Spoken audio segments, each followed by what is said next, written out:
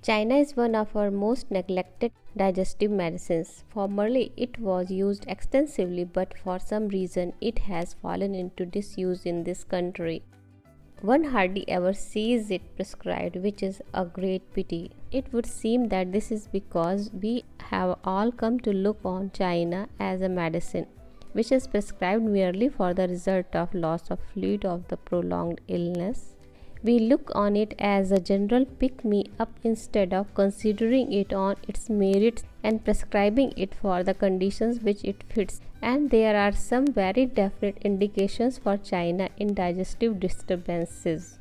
The condition in which you will require it is the atonic dyspepsia associated with good deal of intestinal disturbance, probably amounting to a definite colitis. It is also indicated in chronic dyspepsias associated with definite hepatic disturbances, which may go on to the formation of actual gallstones. No matter what the type of lesion from which they are suffering, these patients always have the most intense flatulence.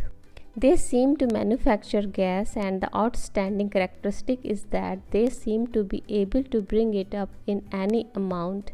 Watching these cases, it is clear that many of them are air swallowers, and it is not really a fermentation. They are so constantly uncomfortable that they are swallowing air all the time and blowing themselves out. They bring up a great deal, start swallowing again and again, blow themselves out. Mentally, China patients are interesting. They are always depressed, very discouraged, and they have a horrible sense of frustration. Very often, you get the history of severe illness as the onset of the trouble, as the result of which they become irritable and develop a general hyperesthesia. They are sensitive to everything, noise, touch, odors of any kind, and very often develop a peculiar hyperesthesia to taste. This is rather interesting because, in spite of their extreme acute sense of taste, quite a number of China patients develop a craving for all sorts of highly tasting food, pungent, spicy things in order to tickle their appetites. All China patients are intensely chilly, very sensitive to cold draughts, and want to be warmly covered up all the time. To this symptom of general chilliness, you can add a China peculiarity. The patients complain of intense coldness in the stomach. The tongue in the typical China case tends to be flabby, toneless, and rather pale in color, and they complain of an intensely bitter or salty taste. Not infrequently, you meet a patient who complains of a horrible, slimy feeling in the mouth, and when that is present, they usually develop an intense antipathy to butter or greasy food of any kind. There are various disturbances of the appetite. Some China patients have horrible gnawing, empty feeling, and yet no real appetite for their food at all. They are very quite indifferent about starting a meal, but then their appetite seems to return once they begin, and they always get an increase of their flatulence and distension immediately after food. What that distension, they begin to eructate, and this eructation may go on to definite vomiting, the vomit being of sour mucus which may be bile stained or contain traces of blood. Many of these patients eat quite well, taking reasonable quantity of food, yet nearly all of them are emaciated. Not infrequently, you come across a case in which the patient suffers from flatulent dyspepsia, which is accompanied by the passage of undigested food in mucous stools. These cases give a definite history of night sweats, and in spite of a good appetite, which is in fact frequently abnormally large, the patient are noticeably emaciated. Associated with the digestive upsets in China patients, you will almost always get a complaint of intense weariness and general aching pains all over. They say they feel just as if they had done a great deal of hard physical labor and were completely tired out. In the attacks of acute abdominal pain, the abdomen becomes hyperesthesic on the surface to light touch, and yet the pain is relieved by firm pressure. These chronic dyspeptics are very liable to suffer from attacks of facial or definite dental neuralgia. It seems to pick up the trigeminal nerve.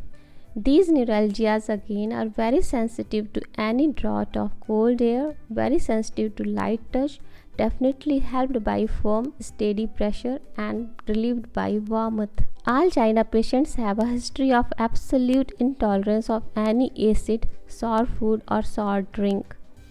These immediately produce a feeling of acute abdominal discomfort, increased abdominal distension, general gurgling in the abdomen and an attack of diarrhea. In dealing with China colitis, you will find that the patient complains that they are liable to get an attack of diarrhea immediately after food. In addition, they get very troublesome nocturnal diarrhea. The motion always consists of mucous stool with a quantity of undigested material and is passed to the accompaniment of large quantities of flatus. In the chronic China patient, there tends to be a certain amount of enlargement of the liver, usually a hard liver, and there is sometimes a certain amount of enlargement of the spleen. It has been said that in many cases of gallstones associated with that type of flatulent dyspepsia, you can get intense relief. In fact, many homeopaths declare that you can get solution of the gallstones by the continued administration of China 6 over a length of time. In this connection, it may be worthwhile to mention colocynth. Where you have a hepatic colic which has responded to colocynth, you will very often find that China is your most useful follow-up after the immediate gallstone colic is over. If you just think about colocynth for a moment, I am sure that you will realize that the abdominal picture is very similar to that of China. It is more a spasm of the circular fibers in colocynth and more a paralytic condition in China. With the result of that, in China there is flatulence, whereas in colocynth there is irregular spasm and colic. In China, there is aggravation from sour foods. In colocynth, very often the colic is brought on by taking icy cold foods, but it may also be produced by sour things, particularly cold sour things. The two drugs have almost the same modalities. They both have definite relief from pressure, definite amelioration from warmth, and definite aggravation from cold.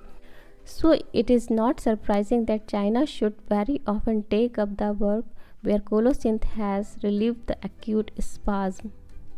Incidentally, colocynth has a facial neuralgia which is almost identical with China. The modalities are practically the same.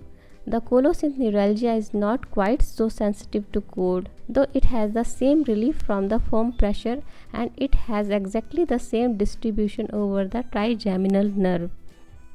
It is therefore not surprising that these drugs run pretty closely together.